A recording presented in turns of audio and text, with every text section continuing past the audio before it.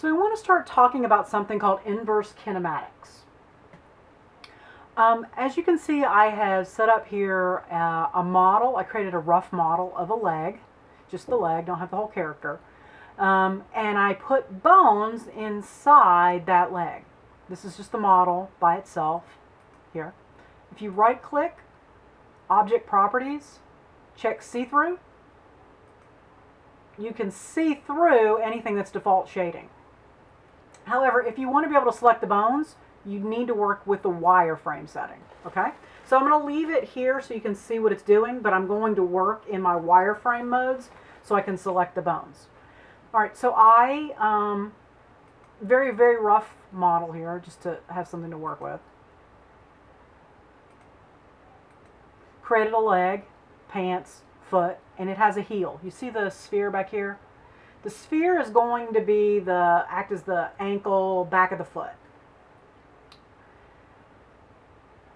So then let's zoom in here. All right, I'm going to go ahead and delete that. I don't need, well, actually, let me leave that alone for a minute. Let me just move it over here. Okay. Change places. Okay, so now you can see inside my leg right here.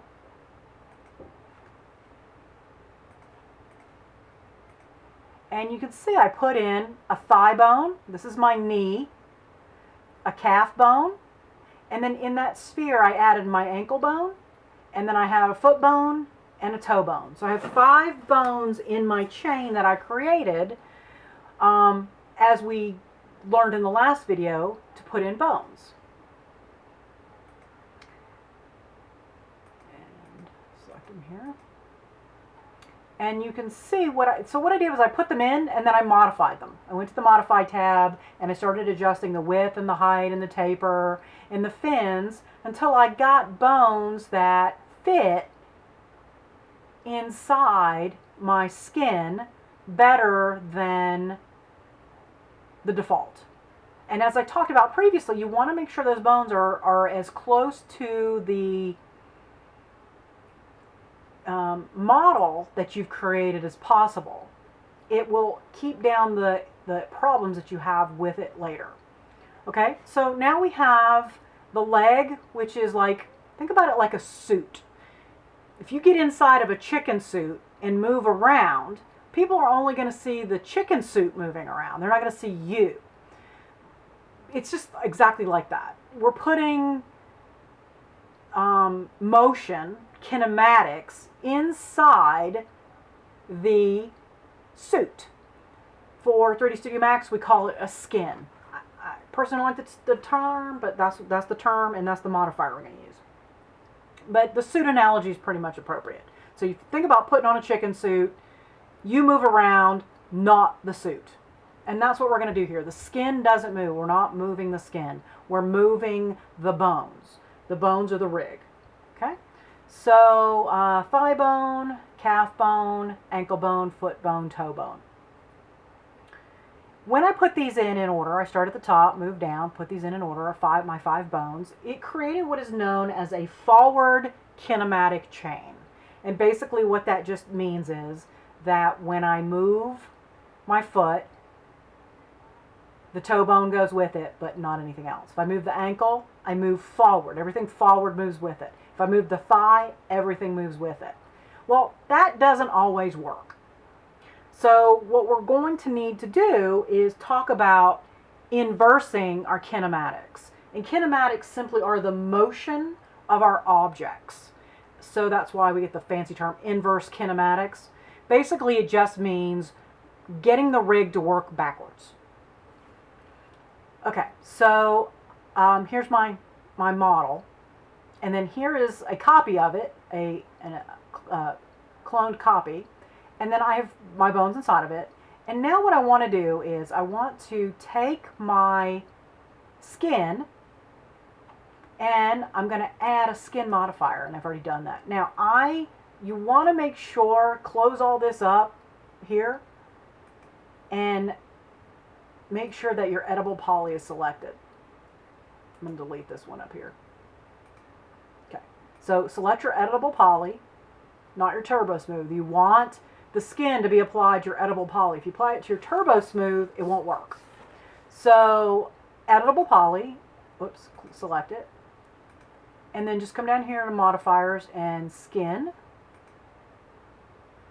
And down here where it says bones, we're going to add. And I'm going to expand these out since this is my chain. So I have these 5 bones. And I'm going to hit shift. I can see the keyboard there. There we go. And I'm going to select those 5 bones. And you're going to see they now appear over here. And what that has said is, to this skin, add these bones. Even though we move the bones and we skin the bones, the skin modifier is attached to the skin itself. It's all crazy. It takes a little while to get comfortable with it. As you practice, it'll start to make more sense.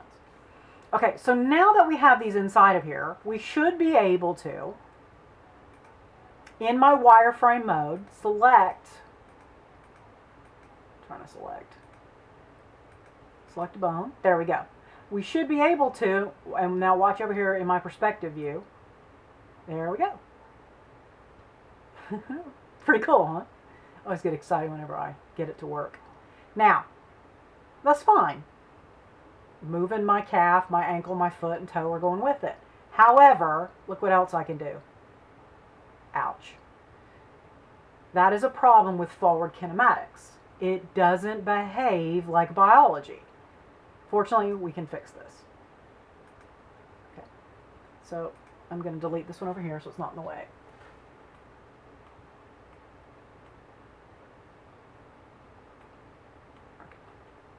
Now, what I'm going to do is I'm going to select my upper bone. And if you want to work with this, select your skin, right-click, and freeze selection. And it will allow you to work with the bone without the selection being selected or being in your way. Even in wireframe, you can select it, but it's still kind of a pain. Or unfreeze all. You can turn it off. Hide selection. Oh, I haven't selected. Hide selection. Okay, and you can get it to turn off, so you see it's turned off. Turn it back on. Okay, so now what I want to do is I'm going to come up here to animation. IK solver stands for inverse kinematic solvers. It's going to solve the problem that we had. Now, somehow it picked off there. Animation. HI solver. Okay, so HI solver is what we used for years. There's something now in here called an IK limb solver, and it is an HI solver. It just is something new that they added later on to 3D Studio Max that works with limbs.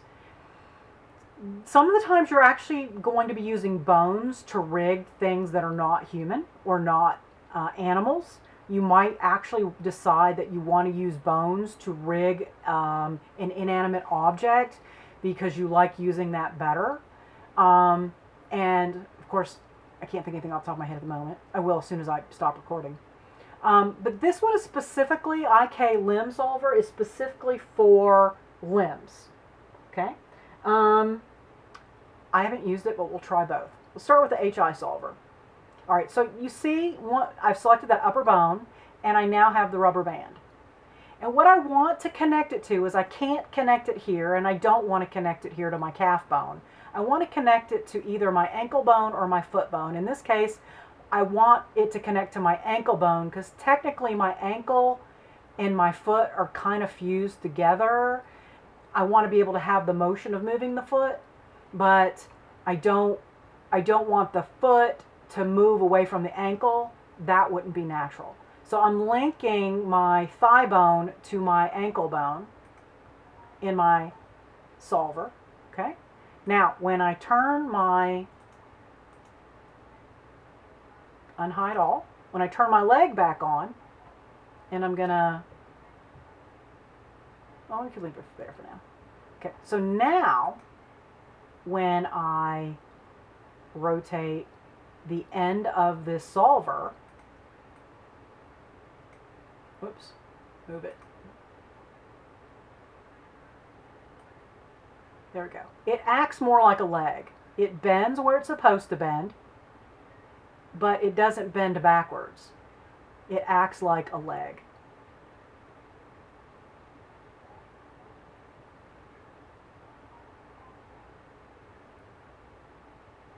And now let me show you that with the properties changed on this. No longer see-through. Okay, I can still select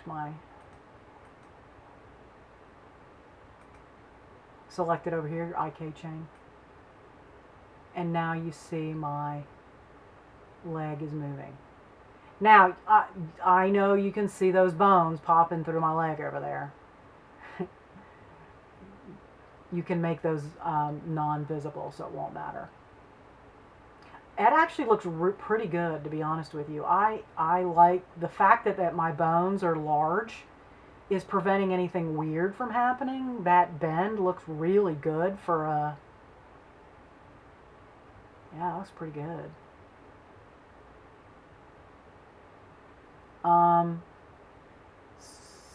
So you can actually make your bones not renderable. Let's see if they are. I don't remember what the default is. Whoops, did not mean to move the leg off the... There we go. Okay, let me render this out and see if you can see the bones in the scene. Nope. Okay, so you can't see them, and the leg looks pretty good. Now,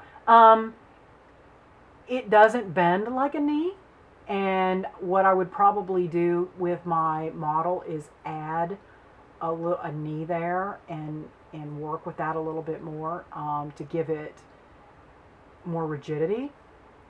But overall, that looks pretty good. And that is the basis for being able to get your characters to move. Now we'll do a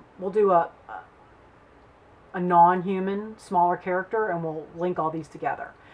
Now for creating these chains, you can use multiple chains in your characters, and you can link them to each other with this regular link. We don't need, they can be linked together to create an entire character. So you can really, you know, get quite a bit of separate, you can use separate limbs. Normally you're going to do one half and then mirror the other half, so that it, unless you don't want it to act identically. If you have a character you don't want to act identically, then you're not going to mirror it. But remember, your character, we're mostly going to model half the character and then mirror it. But for our bones, we're going to set all those up individually because we want to be able to move the right arm independently of the left arm. We don't want those to be clones of each other. Okay, I think that gets us close to our 15-minute mark, and gets us to where we need to be to move on to the next video.